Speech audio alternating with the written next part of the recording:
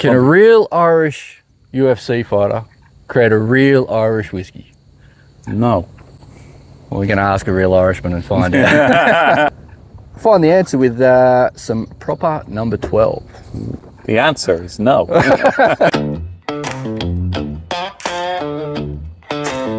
Proper 12, that's not even 12 years old. That's got nothing to do with it. Nothing to whatsoever. do with it. No.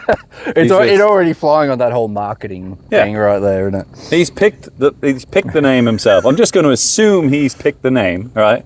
Yeah. And he could have gone with fucking proper 17, proper 25, no, proper 12. He could have made more if he did. He probably would have, yeah.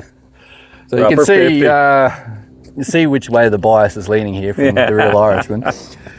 For those who don't know, this is Conor McGregor's UFC fighter. This is his whiskey, his celebrity whiskey. So there's been a few celebrity whiskeys out there. Some of them are just a branding thing. Some of them are a collaboration. And McGregor did actually put a lot of work into this. He did actually work together with his manager and a spirits industry entrepreneur and a master distiller to sort of work the flavors on this and the marketing and everything else as well, and the branding. Okay. So he was actually heavily involved in it. He was. So it's not just it is a big marketing thing, but it wasn't just that. He did actually want to create an easy drinking Irish pub whiskey. Right. Okay. So that was his goal. The proper number 12 thing come from, he grew up in, you'll have to help me with this one, is it Crumlin? Crumlin? In Dublin? Crumlin. Crumlin? Well, I'm pretty sure it was Crumlin. Crumlin? Mmelin? Mmelin? Or I've typoed? I'm right, yeah, I think you've typoed, yeah. Crumlin, it's an area in Dublin anyway. Yeah. Something to do with... You want to reverse and edit that. He was born in Dublin.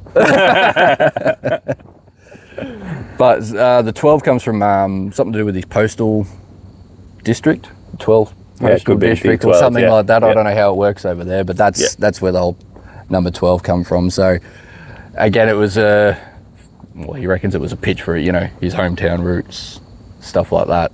Again, that whole 12 thing, I only just clicked on with it when he said that. But but anyway, so made at Bushmills.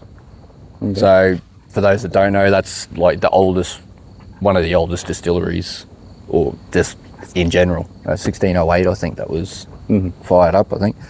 That was in 2018 they released this. I think it was 2021 he did a deal with Proxima Spirits. So they're just like a big spirit conglomerate. They sort of own Jose Cuervo, tequila, and a few others there. So we did a big deal with that, and again, using his name and all the rest of it, they did a big branding deal, all this sort of crap, and it ended up being one of the biggest, most successful celebrity whiskey launches ever. With that deal, it was like a $600 million deal. So there's big money in this. So he's obviously out for just mass production and money making. Yeah. He's all about the money.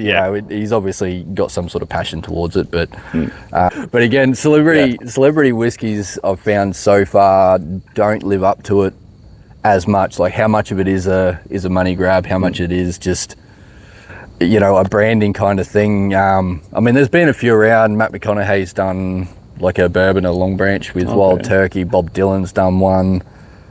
Drake, I don't even really know who he is, but he's done one, apparently a whiskey. He's apparently famous. But I feel like if Taylor Swift did one, you'd be going, there's some last Taylor something. It'd have to be vodka, though, wouldn't it? It'd have to be something easy. Yeah. So we'll find out how this went. Triple-distilled, of course, 40% mass production, aged in bourbon barrels, and I believe some other ones just for finishing and just to smooth it out a bit. I'm not expecting a lot. As I said, he did chase the whole easy drink, just accessible,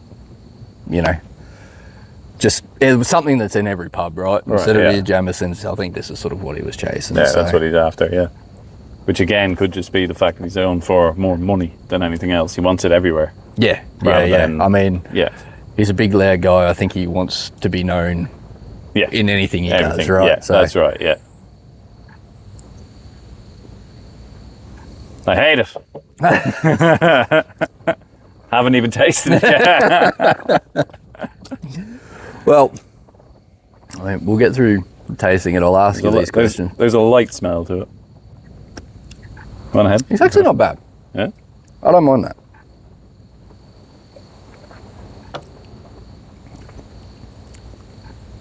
Rather vanilla-y, little sweetness, bit of caramel. I mean, your typical bourbon barrel flavors. Yeah. Again, nothing complex there. No, it's simple. I mean, it is very simple. Yeah. It kind of burns slightly as it goes in, like you said, then there's a little sweet taste to it, and then it's kind of gone. Yeah. A little bit, yeah. Yeah. I mean, it does go down quite smooth. I mean, there is that slight burn. Obviously, probably not aged all that long. Yeah. I wouldn't imagine. No.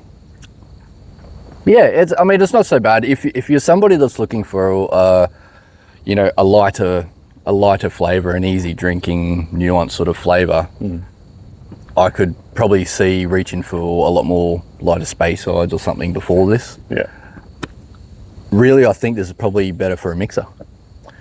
I think a bit of soda water, something like that, if that's your thing, I think that'd just go down easy. But again, he was trying to put it in every pub, maybe that was his goal. Maybe that was the You goal, know? yeah. Well, I mean, he's gone for 40%, correct? Mm-hmm. Right, which, as we've discussed over the last few weeks, we've had a few on that have been 46%, 49%, Yep. 48%. They're going for specific flavours. Yeah. Right? They're after that. Yeah. Like, they're 100%. crafting it to what they want. Yes, yeah. Whereas this it has to be 40% minimum Yeah. to be a whiskey. Yeah, to get the most out of, every brew. Yeah. But again, if you're chasing something that is easy to drink and easy accessible and cheap, well, 40% is obviously the go. Again, it's going to be chill filtered, which makes it a lot easier to, it's not in front of flavors, things like that. So, I mean, I think for what he's attempted to do, he's hit the nail on the head. But for me, I'm a big Scotch fan. I like a big bold flavour. Yeah. That's not hitting it for me, but there's nothing bad about it at all. Yeah. Well, I think as much as I don't like to say anything positive in any way, shape or form about the man, let's call a spade a spade. It was, like you said, a lot of marketing goes into it. It's when he was a big name in UFC. Yep. He knew how to brand himself. He knew how to put himself out there like that. So, maybe he just had somebody really good as a PR manager. I don't know. But he was good at that sort of thing. Yeah, he's loud. These big Irish He knows how to get attention, Yes. these big Irish all in your face. So that's obviously what he's done with this. And Yeah. he'll probably made a pile of cash. Like you said, I think the biggest celebrity opening for this. Yep. Which But- actually I did forget before you continue on, just to put a little positive on your note. He did, when they, at the launch, he did put $5 of every case into first responder charities. Okay. All right. Could have just been a little tax thing. Yeah. But there is some positive lights in Mate, Ireland. it's in Ireland. Yeah, There was a so tax thing, all right? There was definitely a So tax thing. before you rag on the guy too much, I'll just throw that one in there. Well, I'm firm on it's a tax thing. Right? Definitely. I know how things work in Ireland. Yeah. A bit of a tax haven for those who don't know. Well, if you've got money, it's a tax haven. But my question is, how is it doing since then? Because that'll tell you the quality of it as well. Everybody buys it initially because, it's McGregor's whiskey, yeah. Yeah. But In all honesty, anyone that I've drunk this with or bought it out, no one knew it was McGregor's because he doesn't advertise it on the bottle or anything. Yeah. Well, at least that I've seen. So, again, when it's sitting there on the shelf next to Jameson's or Bushmills or something, it probably gets, last pick of a few options. So, but it still seems to be everywhere. Again, and it's every bottle over at pub. So it's got to be doing some sort of good. some sort of good for it to still be getting. But again, it's well, not bland's not the word, but it's not a complex drink, so I don't think it's going to be anybody's favourite. No, So, it's just there. yeah, exactly. Yeah. But again, like sort of reasonable price, same sort of price range as Jameson's and all that as well. So, Yeah. So I will ask this question. This goes out to the audience too, but I am aiming this at you. Okay.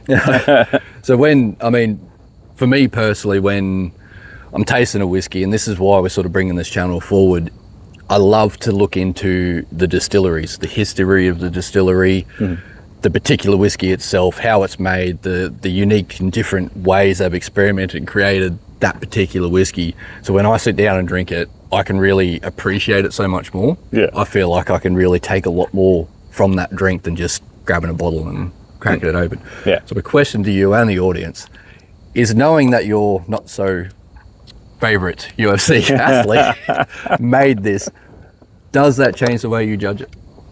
Yes. And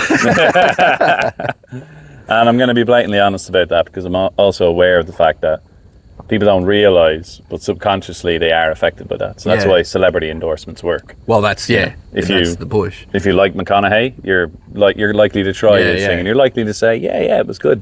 It's all right. It's all right. All right. I missed that one. Yeah, so I'm coloured by my opinion of McGregor. Yeah. I don't like him, so if I hadn't told you that was, if you didn't know that was his, if I didn't say anything, well, that would have been the good test to do, wouldn't it? Damn, but we'll never know, will we? But yeah, I mean, objectively, it's a light tasting thing. It's nothing spectacular. It's nothing amazing. Nothing, you know what I mean? Yeah. There's no ridiculously bold flavours there that are drawing you in. Nah. There's nothing. Bare and basic. Yeah. Yep. Yeah. Yeah. You know. There's not a negative to say about it. There's just very little positive as well. Yeah. Yeah. Yeah. So it's like right in the middle. Yeah. But my review will still be a -3. So yeah, well, I asked that to the audience. Do celebrity whiskies, and knowing that they've had an input, does that change the way you think about the whiskey itself? Yeah. I'd love to know. And if it does change, tell us why. Is there a particular celebrity? Is there a particular brand that you like because of that celebrity? Exactly. That's another thing we could, see if this whole celebrity marketing is a thing. See if it is. Following. Yeah. So I don't know. I'll give that 2.5. Go again. I don't mind. It is easy. It is very approachable. Yeah. But again, when there's something else sitting next to it, I'll probably reach for it first. Fair enough. But yeah. Okay. Like I said, -3. I'm not gonna. On principle, I refuse to give it a good endorsement.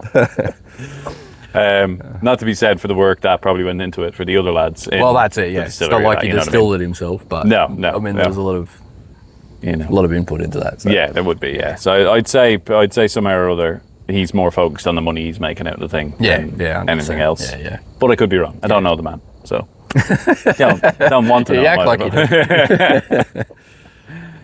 All right. Beauty. All right. Well. Yeah. Cheers if you can stomach another mouthful.